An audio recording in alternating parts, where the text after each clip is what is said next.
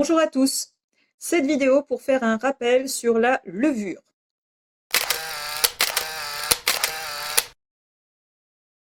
Donc la levure, eh bien c'est un micro-organisme qui est assez étonnant et c'est une cellule vivante qui fait partie de la famille des champignons. Dans une autre vidéo, vous retrouverez les différentes familles de micro-organismes. Ici, eh bien, on peut constater que la levure fait partie de la famille des champignons, car si on l'observe, donc ici, j'ai remis un petit protocole pour observer. Si vous mettez de la levure avec de l'eau et que sur une lame, eh bien, vous mettez une goutte de cette préparation, eh bien, avec un fort grossissement de votre microscope, vous pourrez observer sans coloration les différentes cellules. Donc, ce sont des cellules qui sont immobiles, qui sont pourvues d'un noyau, qui sont plus ou moins ovales. Il n'y a pas de chlorophylle, pas de pigment vert. Ce sont donc des champignons. Alors, parmi les champignons, vous savez qu'il y a des espèces utiles comme les levures, mais aussi des espèces pathogènes comme les mycoses par exemple.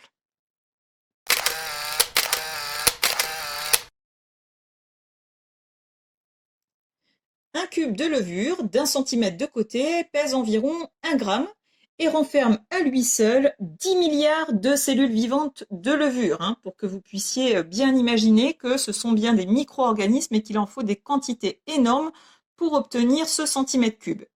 Alors la levure contient des minéraux, que vous pouvez observer ici, des vitamines et également des acides aminés. Elle possède de nombreuses vertus et elle participe au bon fonctionnement de notre organisme.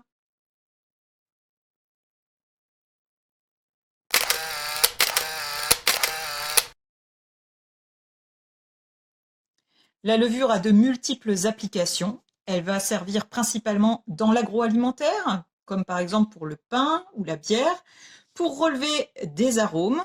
Dans le vin, on sentira différents types d'arômes. En pharmacie, par exemple pour les vaccins, et dans la santé animale pour faire des apports nutritionnels.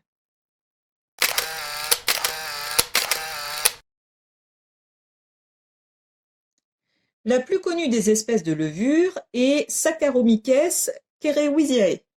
Alors, ce terme a une certaine étymologie, une étymologie grecque pour la première partie et latine pour la deuxième. Saccaro qui signifie sucre, myces champignon et cerevisiae qui signifie brasserie. Ce sont donc des levures qu'on va appeler les levures de bière ou de boulangerie et qui sont utilisées dès l'Antiquité par les Égyptiens. Et c'est Louis Pasteur qui va découvrir le rôle de la levure dans la fermentation en 1857.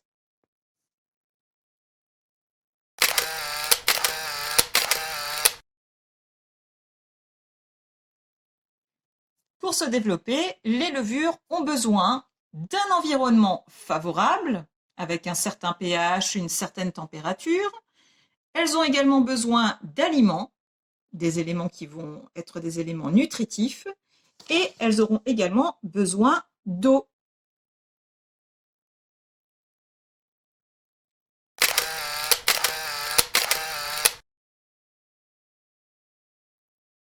Eh bien, lorsqu'on fait du pain, les levures vont pouvoir se nourrir, comme on vient de l'indiquer, et elles vont se nourrir essentiellement de molécules de sucre. Rappelez-vous l'étymologie dont je parlais tout à l'heure, saccaro qui signifie sucre, myces qui signifie champignon. C'est un champignon qui se nourrit de sucre. Et dans la fabrication du pain, eh bien, les levures vont se nourrir du sucre qu'elles se procurent dans la farine.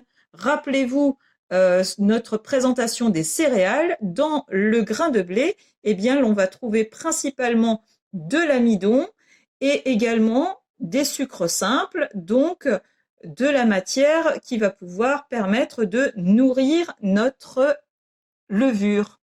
L'eau, eh bien, se trouve, on a dit que la levure avait besoin d'eau, elle se trouve notamment dans la farine, comme on peut le voir ici, 13 à 16%, et elle se trouve également dans ce que l'on ajoute au cours de la conception de la pâte à pain, ce que vous pouvez voir dans la vidéo que nous avions faite sur la fabrication du pain. Enfin, au niveau environnement, eh bien, La composition pour faire le pain devra bénéficier d'une concentration en sel appropriée et également d'une température de 10 à 30 degrés.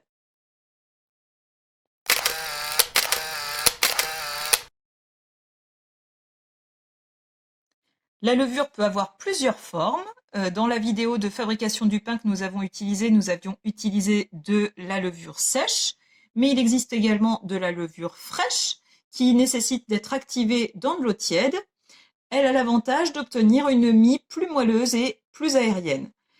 La levure sèche, eh bien, il en existe deux types. La levure sèche active, qui est déshydratée, et la levure sèche instantanée, celle que nous avions utilisée. Il existe aussi des levures liquides, émiettées ou surgelées, qui sont très bien adaptées pour certains procédés industriels. Et il faut savoir que la levure déshydratée, eh bien, a l'avantage de pouvoir résister à des conditions climatiques qui vont être parfois difficiles, et c'est pourquoi elle est commercialisée sous cette forme, particulièrement en Afrique, en Asie ou au Moyen-Orient.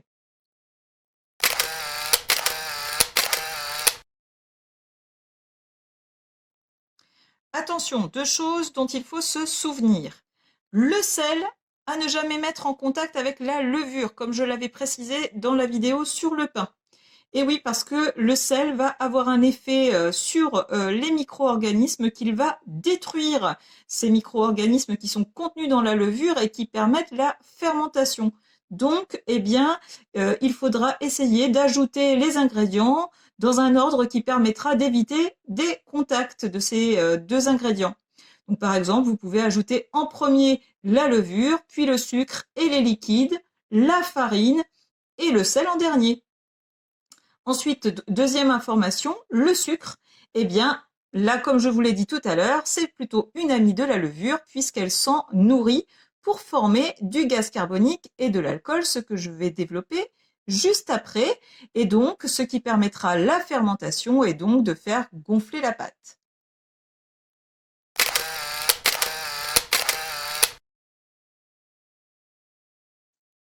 Alors, la levure se développe différemment si elle est en présence d'air ou non. Donc, quand elle est sans air, c'est-à-dire en anaérobiose, eh bien, c'est ce qu'on va retrouver dans la panification. La levure ne trouve plus d'oxygène et le sucre fourni par la farine va être transformé en alcool. Alors, rassurez-vous, vous ne boirez pas d'alcool en mangeant du pain puisqu'il sera évaporé à la cuisson. Et elle va également produire du gaz carbonique. C'est ce qu'on appelle la fermentation. Donc ici, vous voyez la levure qui va rencontrer les sucres du blé, de la farine, qui va être privée d'oxygène et qui donc va produire du gaz qui va donc faire gonfler votre pâte, qui va également produire des arômes et tout ça va être amplifié grâce à la chaleur.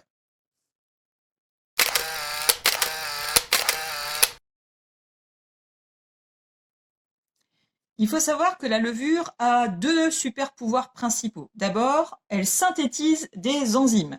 Elle synthétise, vous pouvez traduire ça par elle produit, donc des petites enzymes qui sont ici et qui vont avoir une importance énorme puisqu'elles vont aller s'attaquer aux molécules d'amidon et elles vont les couper, les scinder.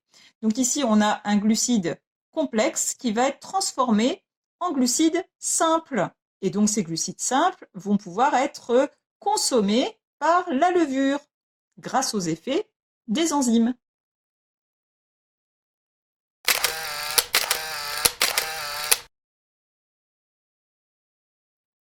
La levure fermente donc trois types de sucres. Les sucres directement présents dans la farine. Rappelez-vous ici la portion représentée avec les sucres simples de notre grain de blé. Elle fermente également le sucre de la farine qu'on appelle maltose, donc qui lui vient de l'amidon. Donc l'amidon qui a été travaillé par nos petites enzymes et donc les enzymes auront transformé notre amidon en maltose qui pourra être fermentée par les levures.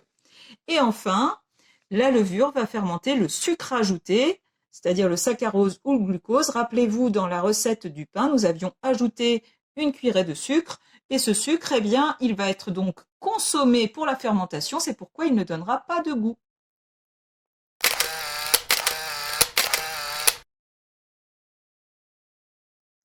Dans le pain, l'utilisation de la levure a donc pour but la fermentation. On utilise également les levures différemment, cette fois-ci avec de l'air, en aérobiose.